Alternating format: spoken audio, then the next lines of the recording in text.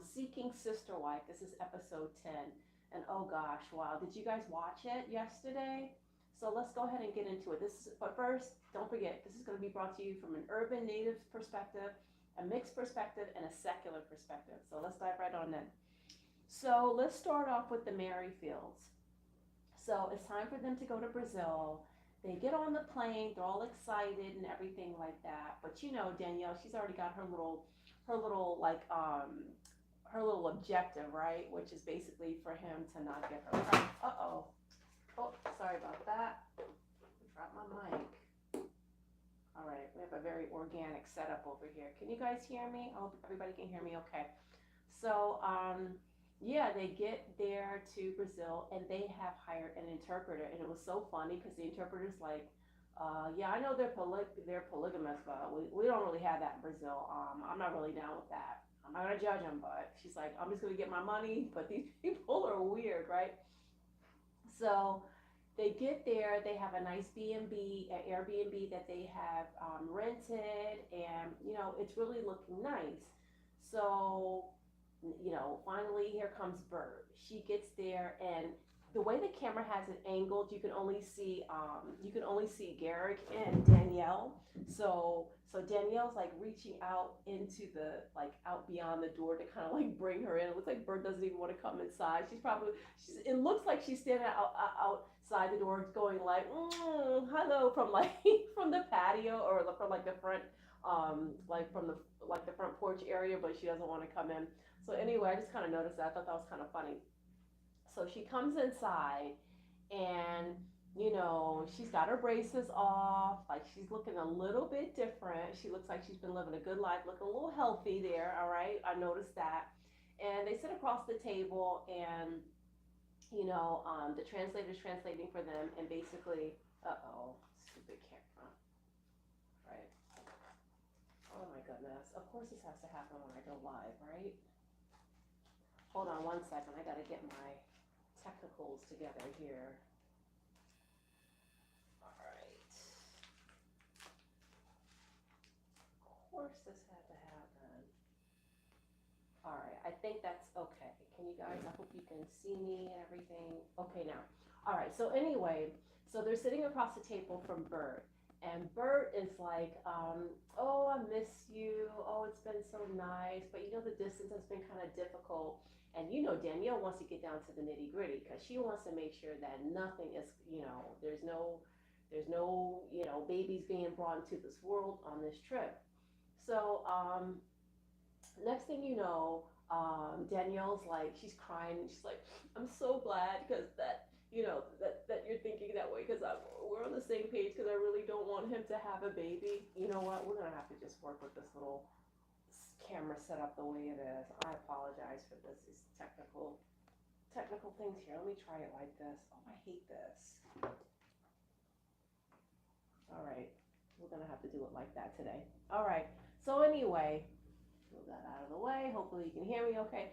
So anyway, yeah, so she doesn't want Garrick to get her pregnant. And, you know, it kind of seems to me like Bert is kind of maybe a little bit over it. She just doesn't want to, you know, she keeps avoiding like the topic about going back to the States with them. And she's had all this time to get her paperwork in, and she's saying because of her mom's condition and everything like that.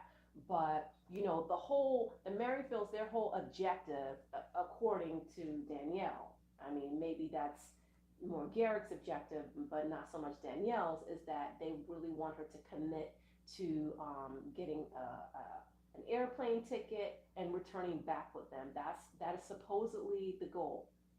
So, you know, Bert, she's not talking. Listen, Bert's like, look, nice to see you. She's probably like, well, you got some money? Break me off, right? We're still family, right? So, yeah, you know, we're gonna find out more about what's going on with them next week. But you know, I just feel like it seems. I mean, yeah, I've been hearing stuff in the blogosphere or whatever, but just based off of like the interaction that they're having, Bert doesn't seem to be as much into it. Because remember how Bert was when she was in Mexico versus how she is now? Like, you know, they were all on top of, listen, it was a whole different situation. So, Anyway, hold on, it's my little one. Go get your cup, honey. Go get your cup. You don't have a cup? All right, hold on, guys. Motherhood calls. 1 second, please.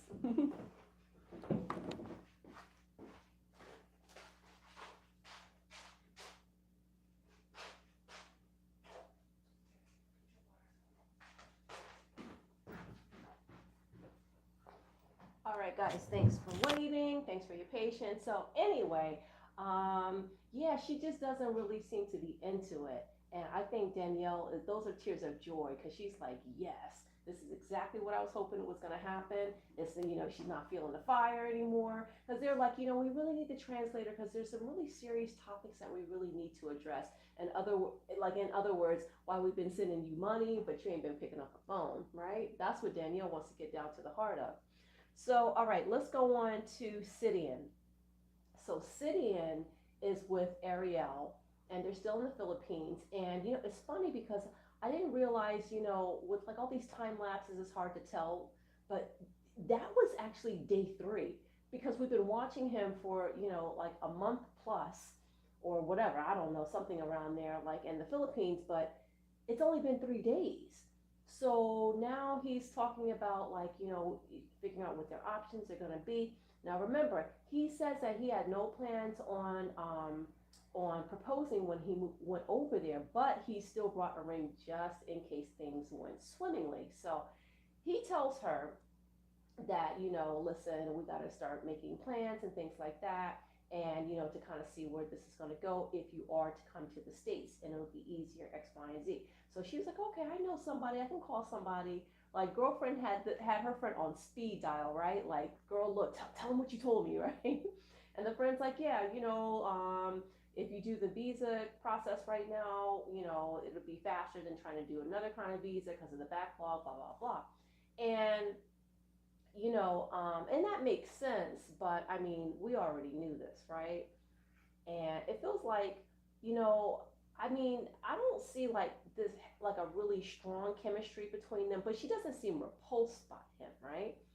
So he's thinking now, once he hears this information from the friend, which is still secondhand information, why didn't they just go on the website themselves and see like what, I don't know, whatever the government website, like the different departmental websites that they have for the United States government, for regarding immigration. Why didn't they just do that instead of calling the friend, or like just, go to an immigration attorney right there in the Philippines?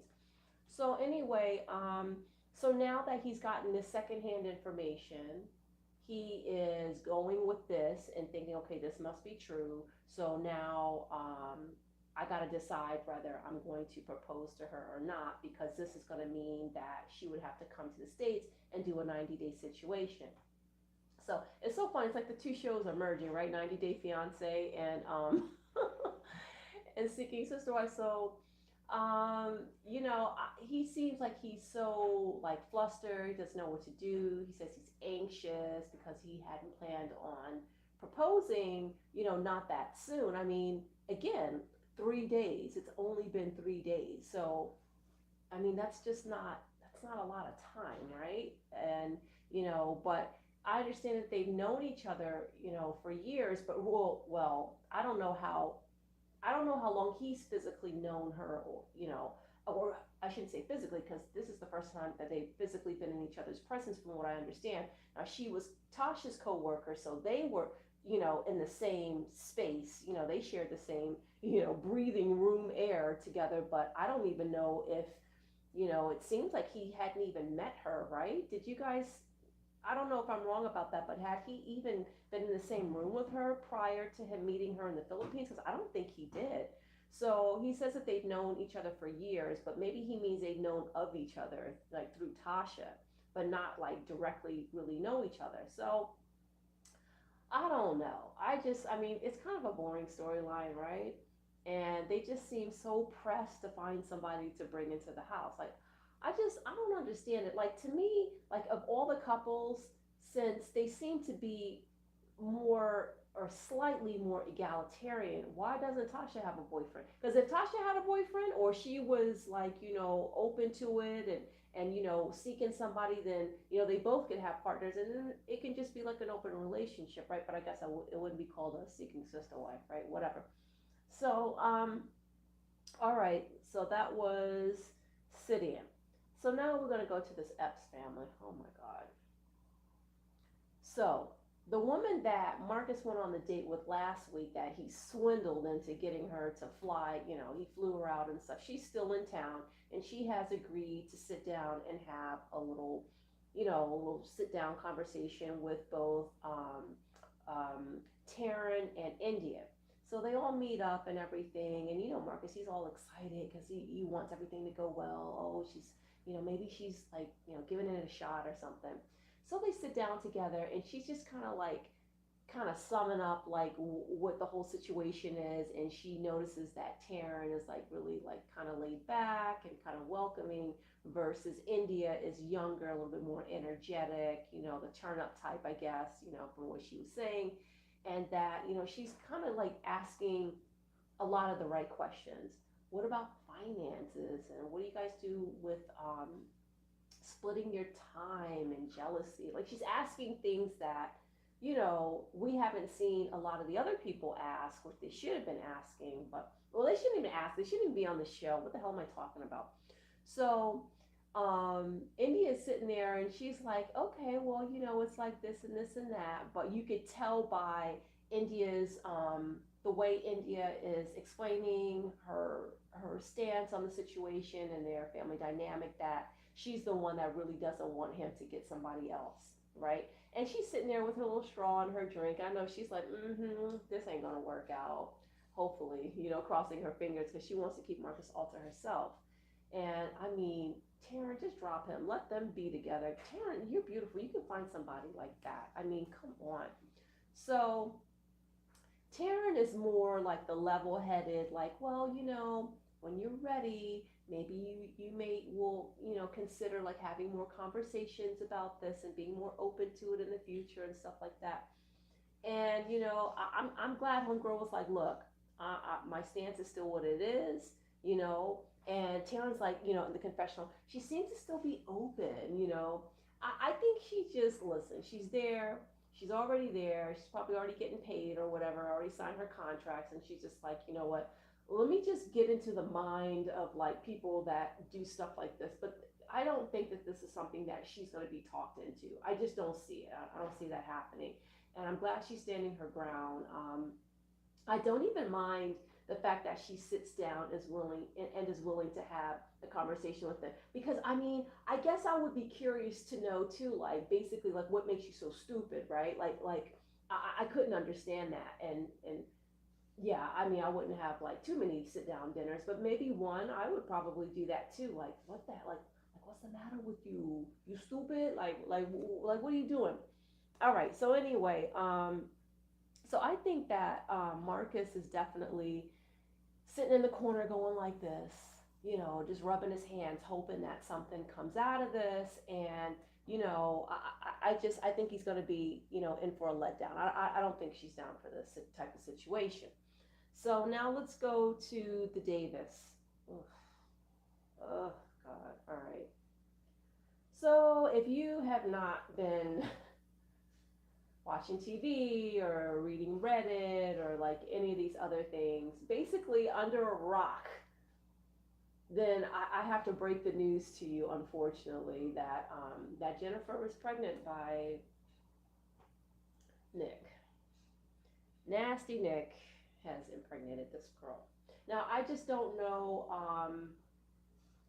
I'm still not really understanding like what has made her think, and Jennifer seems, I mean, or not Jennifer, Jennifer seems over the moon. She really seems excited. It's probably the most we've seen her smile was during this particular episode. And Nick seems really excited, and he's gonna take on the endeavor of being a stay-at-home dad.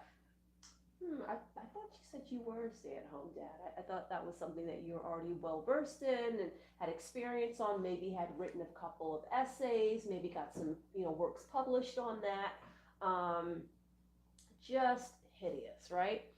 So they're all together, and April's over there crying because oh, I get to be a mom again, and this she keeps on talking about her being a mom, her being a mom. Like, that is not your child.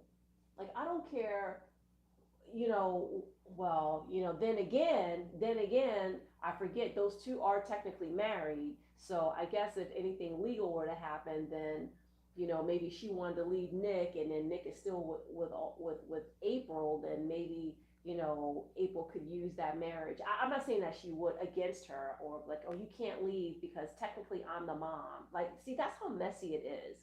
And that's, as dumb as he is, he's just smart enough to know how to tangle up stuff like that. Now, do I think he meant to get her pregnant? No, I don't think he did.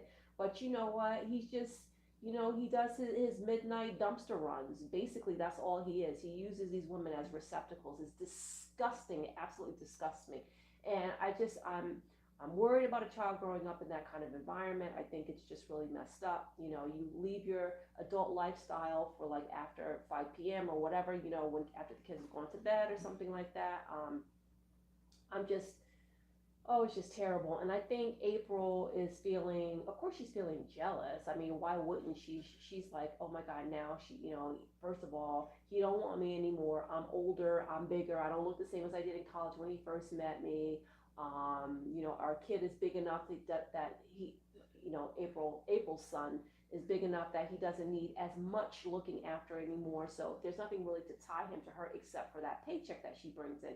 And speaking of paycheck, now, since Nick's going to be a stay-at-home dad, yes, a stay-at-home dad, this is not the time in his life where he decides to get some gainful employment. Why would he ever do that when he can just work April like a mule and have her bring in these checks? Now, Danielle, it seems like he's losing interest in Danielle. Have you noticed that? It's almost like he's got too much on his plate now. He's like, oh, okay, wait a minute, hold on, this baby business, I don't know. So did you guys catch when they went into the baby store and they're about to purchase these different things? The cashier's like, oh, is she you're talking about April with her big old, or not April, we're talking about Jen with her big little pregnant belly, right? Oh, is she your friend? Saying to April, and she's like, oh, actually, no, she's our wife. It was just absolutely insane. And you just saw like the cashier's look on her face like, oh, okay, yeah, the more the merrier, right? Like, I gotta hurry up and get the sale going on. But it was just so sad. And and because like I said, his behavior, the way that he is, his style of manipulation, the stable that he's established, it just reeks of trafficker. I'm not saying he's a trafficker, but there are different ways to groom people, and even consensual adults, there's ways to really manipulate their minds. And he's always reminded me of those, I call them street urchins. They're just out there, and they prey on vulnerable people, who are just not very good at using their critical thinking skills, basically. And I saw that as they're talking about, oh, we're going to need to get a new house. And when they show the scene from him, when they show the scene for next week and what he was wearing, if you notice his outfit, did that not like scream PIMP? You saw what he had on, right? Only pimps and preachers wear that kind of outfit, and to me, pimps and preachers are one and the same. So Danielle's like, well, I'm not really sure. She always does this kind of like this out loud thinking, like where she's always trying to talk herself out of something out loud. So she's like, well, yeah, I mean, yeah, I guess I would be jealous. No one asked her, right? Would she be jealous? She's like, I guess I would, want to have most of the time, focused on me. And I guess I won't get that if there's a new baby around. Like, you know what I mean? And it's just, it's so sad. It's like, Danielle, how many more red flags do you need? This is the perfect opportunity to just run before the same thing happens to you. I mean, Jen, she's like, what, 5 years deep into it or something like that. It's just, it really saddens me. I mean, I know this is a show, we have fun and stuff like that, but it saddens me that, a child is going to be brought up into this kind of environment. I mean, hopefully she'll just, gain she'll regain her senses, and at some point maybe she'll just leave him, and hopefully she'll keep it separate where he's not married so that, he can't try and keep her there, legally, or it's just, it's so hard because even if you're not married, depending on what state you're in, if finally if her family is like, you know what, enough is enough. And where's her family? All right, because April told us that her family shunned her, so she's kicked out. They got just like what's the name, Steve with Brenda, right? They got kicked. Steve's family, or not. Sorry, was it not Steve's family? No, Garrick's family. Garrick's family were like, okay, we're not having this. So basically, he's been discommunicated from the family.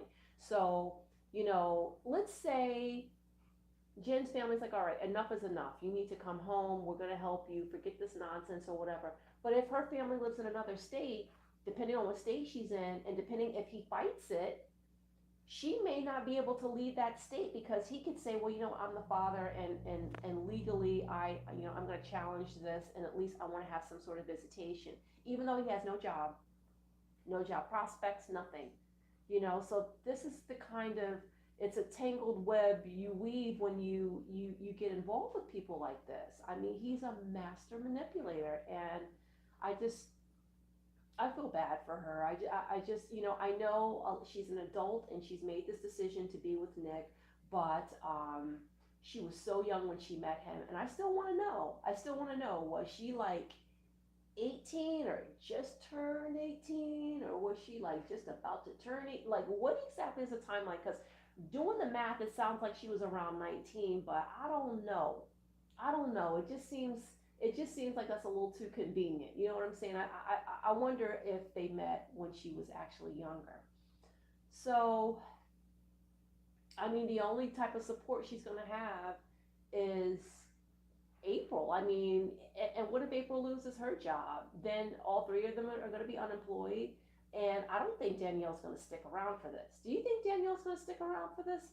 I mean, she needs to leave, but I don't know. That new house they're looking at, it seems like they're looking for, a place big enough where she'll have her own room. And April's like, we need to propose right away. See, what April's thinking about is like, okay, now that there's a baby coming, for sure, we're going to need more income in this house.